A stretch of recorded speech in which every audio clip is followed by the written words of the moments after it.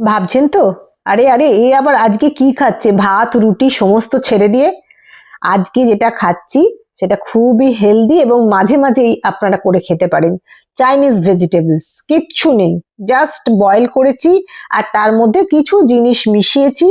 আর এটা খুব উপকারী, স্বাস্থ্যের পক্ষেও খুব উপকারী। প্রত্যেক দিন ওই একগাদা তেল মশলা থেকে বেরিয়ে এসে মাঝে মধ্যে এইরকম খেয়ে দেখবেন, সত্যি ভালো লাগবে।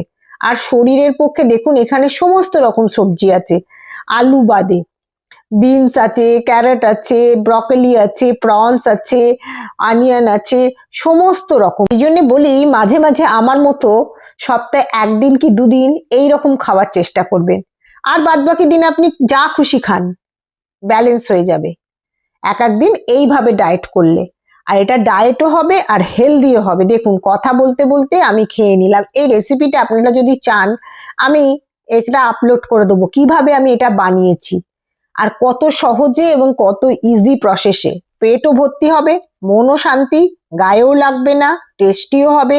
এখানে প্রনসের জায়গায় আপনারা চিকেনও দিতে পারেন, তাহলেও টেস্টি হবে। এবার চিকেন প্রনস দুটোই দিতে পারেন, তাহলে তো ফাটাফাটি ব্যাপার।